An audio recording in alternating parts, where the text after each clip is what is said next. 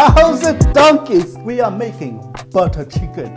As a bonus, I'm also gonna make coconut rice and rotis. Yummy.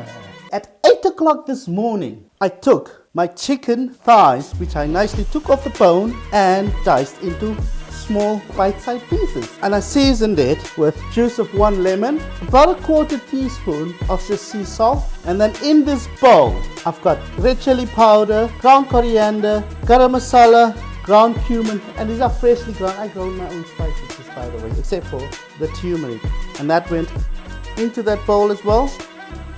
About 2 cloves of garlic and about a teaspoon worth of fresh ginger. Little stir around like so, and then I left it in the fridge for 2 hours. And then at 10 o'clock I took 3 tablespoons of thick Greek yogurt, added it to my chicken, gave it a good mix through, and it went back into the fridge. And I was off to the doctor. Blood. They wanted to check if I have enough curry in my blood. Now I'm here, right here in the moment. So, you chop my onion. I like to put a bit of onion in here. 1 medium onion, 2 cloves of garlic, just a rough chop, 2 thumbs worth of ginger, and then just roughly chop your tomatoes and they go into a bowl. Get your oven grill on fiery hot. Line your oven tray with tin foil and parchment paper. Trust me, it makes washing up easier. And then just arrange pieces of chicken individually. Don't just chuck it all in there, because we don't want that excess yogurt or marinade. And then into your oven for about 6 to 8 minutes, or until it's dark brown charred. And now you see this leftover marinade, don't throw that away, that's flavored. Just don't leak it because it's raw chicken. Now into a pan with a good amount of olive oil, and then in with our onion, garlic and ginger, 3 whole cloves and 4 cardamom pods, and 2 whole red bird's eye chilies. Cook this till your veg is just starting to become brown and translucent. And then in this bowl we're gonna go in with red chili, cinnamon, freshly ground cumin and freshly ground coriander and garam masala, and then cook the spices for about 30 seconds. Do not burn the spices. In with a tablespoon of tomato paste, of tomato puree.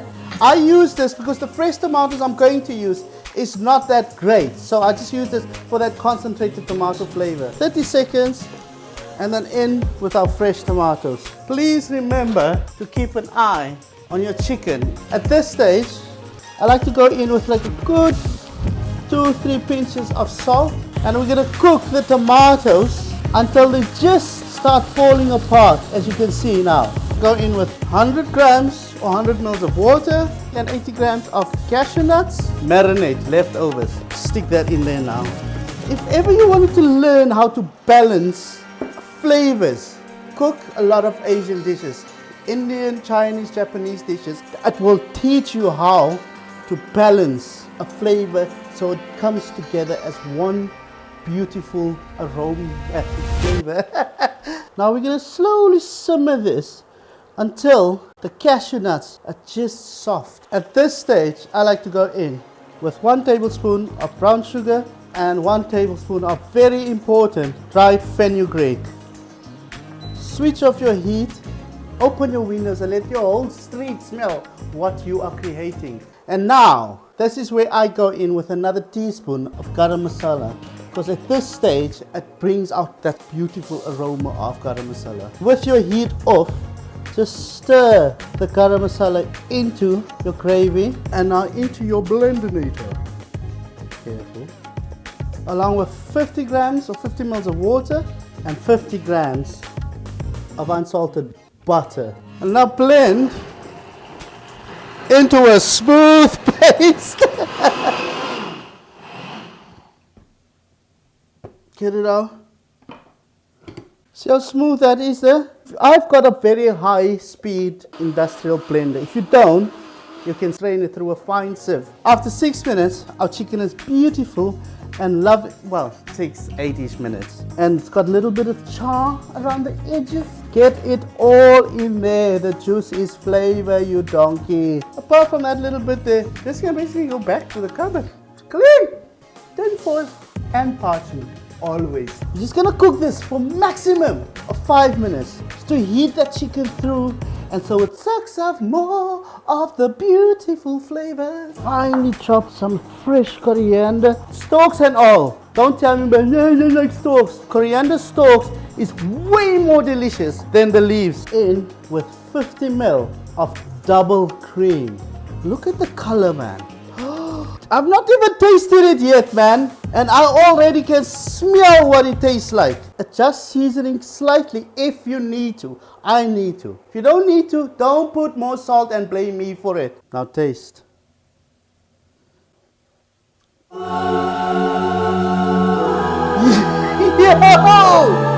Yo, man. By far the best thing I've ever made and that you will make at home to date on this channel. Now is your chance to like, subscribe, comment, and share this with every human being on the whole entire world, planet Earth. Because this right here, I'm a piano. But as amazing and perfect this is, a curry is not a curry without beautiful rice and a flaky flatbread. So, in this pan, I've got 2 cups of basmati rice. Now we're just gonna rinse the rice under cold water 3 times. In with 50 grams of desiccated coconut. Just enough water so it comes about finger depth. About, see? There, that much. Over the rice. 25 grams of unsalted butter. And a good 2 to 3 pinches of salt.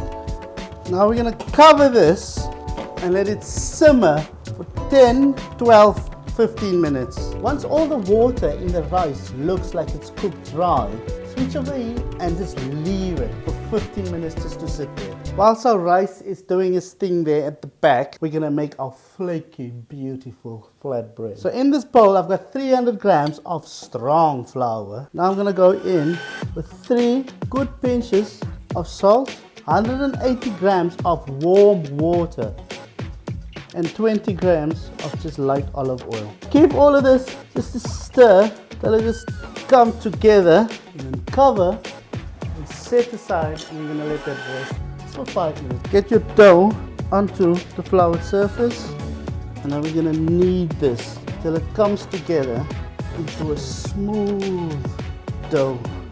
Cover your dough one last time and let it rest for 5 more minutes. So once your dough's had its 5-minute nap, get it on a really well floured surface, and then we're going to cut it into 10 even pieces like so. Now we're going to roll them. It's the first initial rough roll out, and then in this bowl I have light olive oil, garlic and coriander. Make sure you get loads of herb and oil in there, and then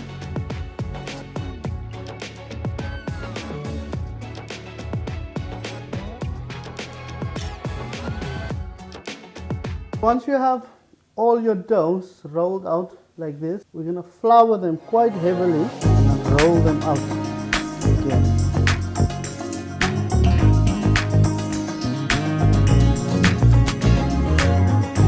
You want them about 5 millimeters thick, and then into a medium-high pan, and when they lightly charred the one side, I'm going to flip them and then out once it's cooked. Let them rest. Garlic oil on both sides, and then you want to smash this to reveal the beautiful layers. Look at this rice, beautifully fluffy, like white pillars of snow. And then look at this majestic color of India.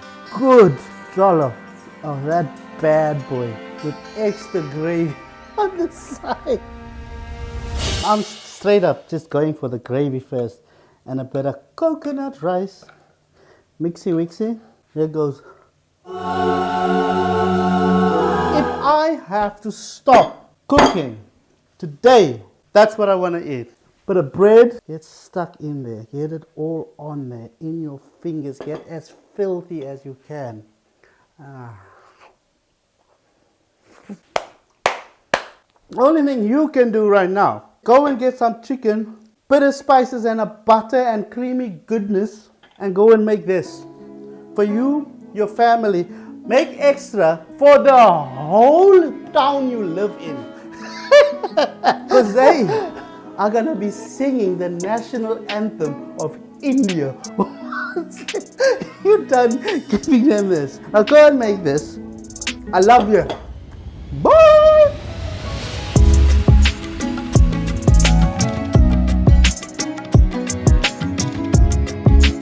I went to the doctor. The doctor said, I need to take your blood. He put a needle. The blood said, psst, everywhere. All the doctors come with super glue and patches and everything.